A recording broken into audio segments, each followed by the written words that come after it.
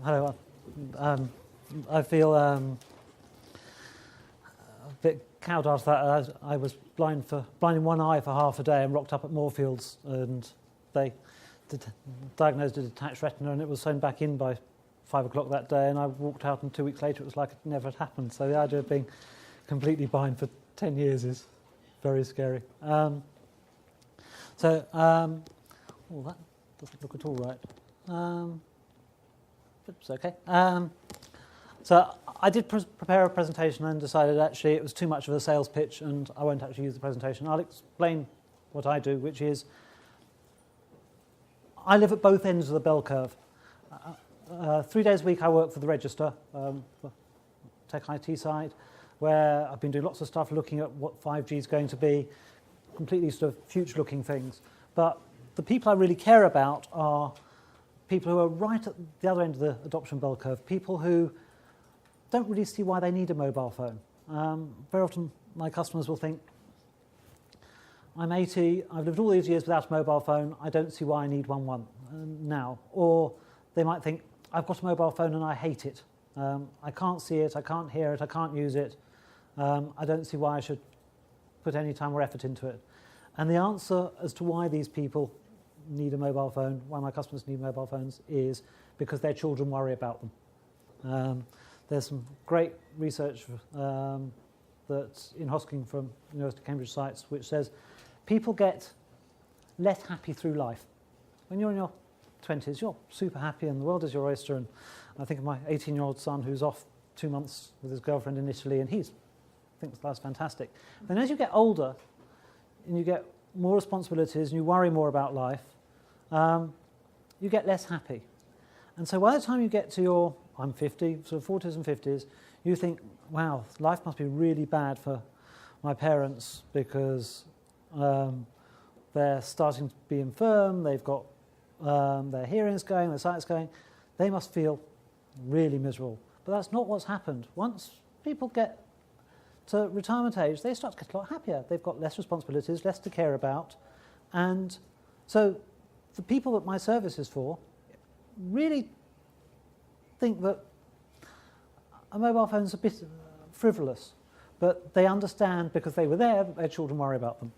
So the way the service works is find a phone. I sell a big button, easy to use phone. It's made by a Swedish company Doro with a button on the back.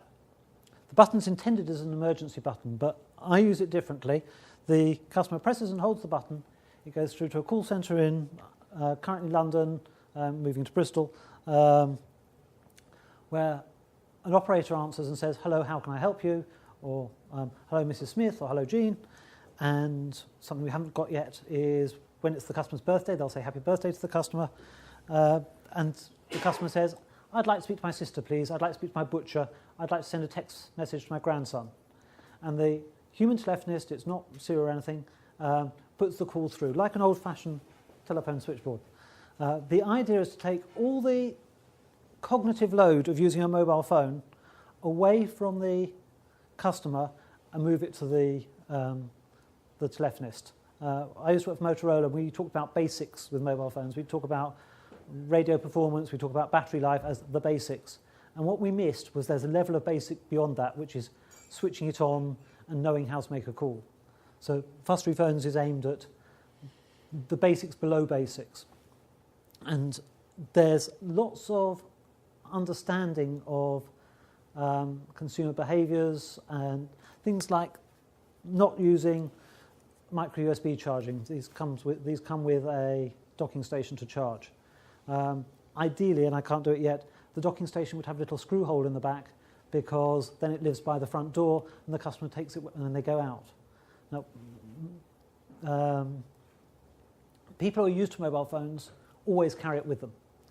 My target customers will very often not carry the phone with them, they'll only take it when they go out. And Andrew was talking about how there's 6 billion phones in the world for 7 billion people.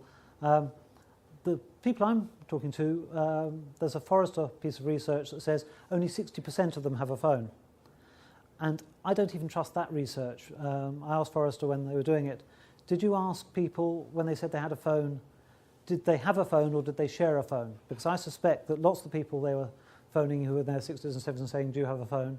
Said yes, but two people shared a phone. A husband and wife would share a phone.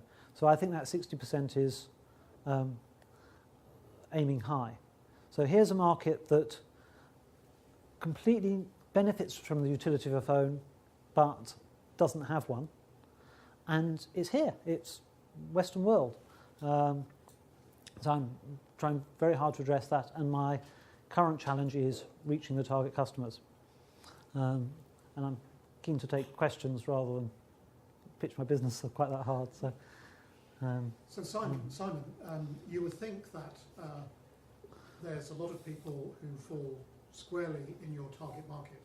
But there's also people like me who are kind of transitional. So I have been involved in the industry, but I've had a phone for years, I've used the internet and so on. So as people like me enter your target market, don't you think it will change? Yes, completely. And it's about being at the back of the bell curve. I need to see how the bell curve's moving. And so what I'm exploring for the next tier of customers, so customers who are comfortable with a touchscreen phone, will be a Citrix type operation where the customer will say, I can't get maps to work. And we will then, from the call centre, be able to see their screen. There's a really quite scary bit of software called Stealth Genie. Stealth Genie is sold as being software that you use for keeping an eye on your children and your employees. It's actually for wives of cheating husbands. So it's an Android app. You install it in an Android phone. It will mirror everything that Android phone is doing on a computer. So the wife buys a subscription. She can listen to the phone calls. She can record the phone calls. She can read the emails. She can see what's going on the screen. And what I want to use it for is for when I have customers who can't find their way around their phone. How do I pair my Bluetooth? How do I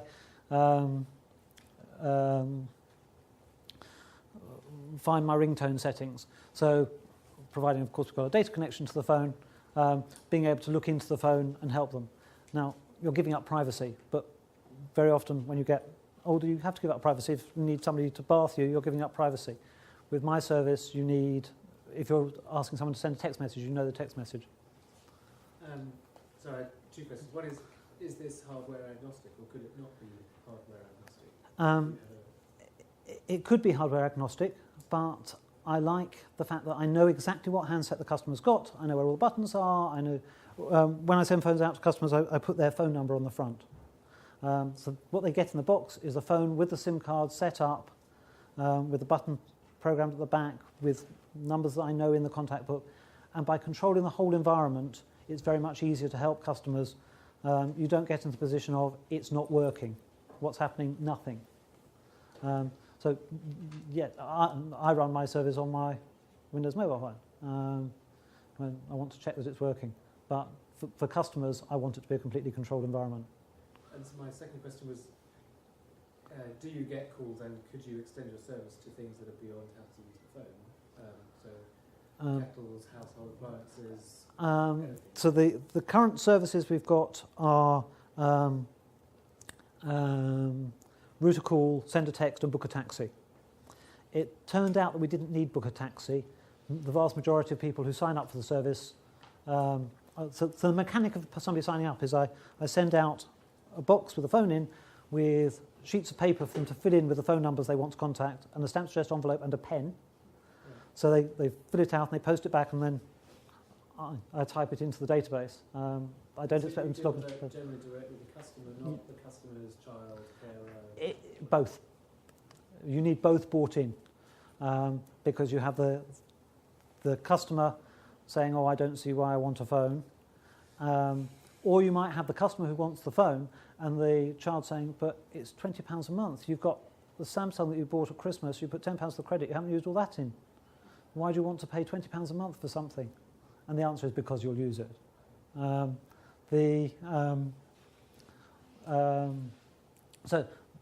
my comment on taxis is most people send that back with taxi details. They already have a preferred taxi company.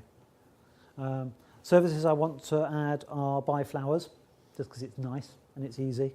When One-to-One launched, before they were T-Mobile, they had a menu on the phone where you could buy value-add services. The only person I ever came across who'd ever used the Buy Flowers was me, but then the girl did marry me, so it worked. The other thing I want to add and haven't got is Where Am I? And I want to use Cell ID for Where Am I? Not GPS. And that's been particularly requested by RNIB. My business is modelled on an existing French business called Basil that's been doing it for about 12 years. They do lots of other services. They do medicine reminders, so the telephonist will phone the customer and say, it's time to take your tablet. Much more effective than setting an alarm, because people will ignore an alarm. They won't ignore the telephonist, because if the same person's phoning them back every day, they feel guilty. Much better adhering to a medical schedule. And Basil will actually do online groceries for customers. So the customer will phone Basil, say this is what I want to order. Basil will then do an online order and have it delivered. And Basil opens the email account, and it just goes on the customer's phone bill. But that's a way away from me yet. Rob. Simon, picking up a bit on what John was saying earlier on, have you done any research to look at the way that people's memories change? Because there's evidence from some of the work that we've done that as people get older, their memories become read-only. Now, that means that things that they learnt when they were younger, they can continue to operate with, but they find it really difficult to learn new things, and I'm sure we've all got evidence from our parents of that sort of thing happening. So, picking up on John's point, do you think that what's going to happen, say in 10 years' time when we're all 10 years older, that we will still be completely comfortable with Android and iPhone, etc., the things that we've been using when we were still able to write to our memories, but actually we'll struggle to cope with new things, which will be new mobiles coming on? Is that something you can comment on? Have you seen any evidence of that? No, I'm too new to have seen evidence, but my model of being at the back of the bell curve is exactly that. As new things come along, people will say to me, it's a great market, it's a growing target market. We've got an ageing population. I say, no, it's not a growing market, it's a moving market. It's big, it's people over 65, there's pushing 12 million people in the UK. Now, the vast majority of those are going to be very comfortable using smartphones, or a good proportion of those are going to be companies using smartphones. But I don't see it as a growing market, I see it as a shifting market. Yes, because old people today are quite happy with a handset where you pick the handset up and you dial or you're pressing buttons. Perhaps maybe in 20 years' time, the people designing apps for people like us when we're very elderly will have to design an app, a system that looks like Android, because we still remember how to use an Android interface. Yes. I think that's a very interesting topic Yeah. today. Yes. And it's very easy for me because I just need to follow. I don't need to invent anything or pioneer anything. It's just understanding the consumers and following. Many years ago, I was involved with Tunstall, sliding with the alarm system in the home, press a button to go through to a call centre. When I look at your phone, I've got no experience of this other than have an elderly father, but the button, all that thing, the most attractive thing for me is the button to call out. The simple phone, to be honest, my dad goes down and buys his own phone anyway, and he got choices of range out there. But to me, it's the button, and I was wondering whether there's an opportunity to take the button off the phone and just either have a Bluetooth or GPS-enabled button in itself that links through to another device. So I wouldn't want multiple devices because that adds complication and certainly two things to keep charged. It's not an emergency service. I will quite often talk customers out of buying this when they want an emergency service. So I'll recommend they buy a Tunstall type system, although Tunstall does currently have a phone on test. Head of mobile at Tunstall's a chap called Andy Nelson, who I used to work with at Motorola, and the CEO used to be my boss many moons ago when we both worked for Amstrad. But if somebody wants an emergency service, buy an emergency service, don't buy this. I suppose the logical one from that is the market really just for a phone with an operator I would love to have a one-button phone. ZTE has a one-button phone that they sell in Japan through SoftBank, but they wanted me to buy 100,000 before they talked to me. I can't afford 100,000 phones. The French company Brazil did have a one-button phone. They spent millions of euros on developing it, but it's now an old design and it's not worth remanufacturing. They've sold out and it's not worth remanufacturing. So yes, one button is a future direction, but not yet. So just the manufacture and the function, if you like, that's inside the phone, interests me a little bit. And what sort of control you have over that, if any? I'm too small. Just strikes me that ideally what you want is you want a phone that is simple to use, retain that simplicity in terms of use, but actually has a good deal more intelligence inside it. So almost a dumbed down looking, a dumb blonde in terms of the phone, but actually it's quite smart inside. Yes, I've got my dream list. So what I did when I worked for Motorola was understanding consumer requirements and understanding technology and talking to the two bits of the business about making phones for particular types of people. And I would love to make my own seniors phone, but that's a ways off. What sort of function does it have, or could you easily add to it? Have you looked at that? Is there a roadmap that shows you what functions you could easily add to that? Actually, the thing where I've got the greatest views are button design. So Doro doesn't make this handset anymore. They've replaced it with a phone with bigger buttons. But because the buttons are bigger, they touch each other. And actually, it's better to have a gap and be able to see where the buttons are. The new buttons are all white, so having the contrast is better. What I'd want would be buttons that stand proud when it's open and slide back in when it's closed, because then you've got a better tactile feel of pressing the buttons. I want buttons that are properly concave so that if your finger shakes, it finds its way into there. And the reason it needs to retract when you close it is because if the buttons stand proud, then it marks the screen when you put that down. I'd want to do custom audio profiles where you could do a hearing test on the customer and have an individual audio profile for that individual customer's ears.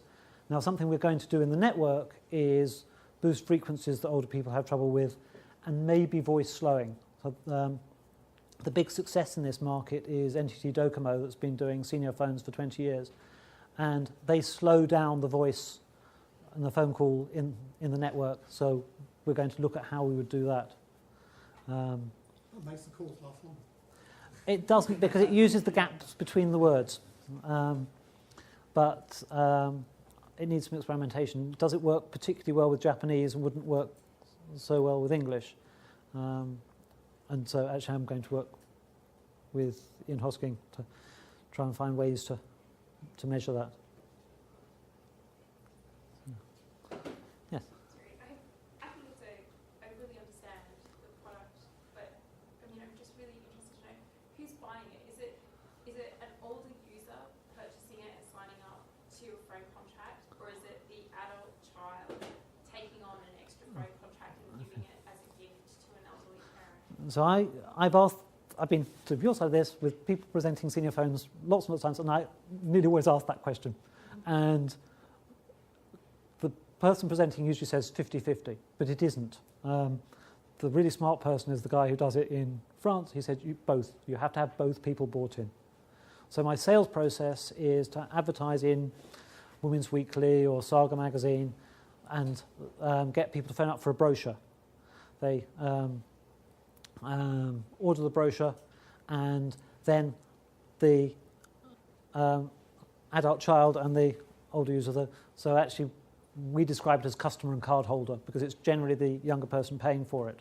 So the customer and card holder will get together and discuss it and work out between them if it's the right thing for their family. And it has a 30-day money-back guarantee, and they're only signed up for a month. And I make it very easy for it to be sent back, generally because the customer loyalty is great. Customers love it. I need to reduce all the barriers to getting it in. But the answer to your question is both. So do you sell more in December than in any other month? I haven't had a December yet. But actually, March should be good because March is Mother's Day. Okay. How does it interfere with hearing aids? The handset supports hearing aids, so the sound goes through the hearing aid rather than through the handset. So there's an inductive loop from the handset to the hearing aid. That's another one of my long shopping list of things on phones.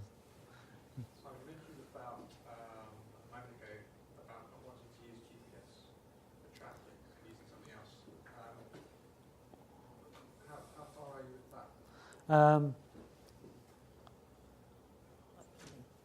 that? Nowhere is the short answer. The Doro, who make the handsets, do have a system where I can feed cell ID into their maps and they could tell me where they are, but we haven't written any of the software to support that yet.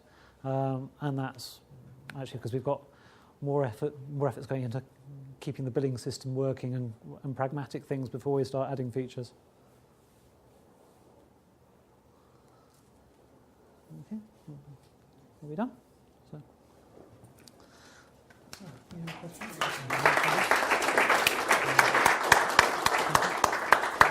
Thank you. Very Thank you, Tom. interesting.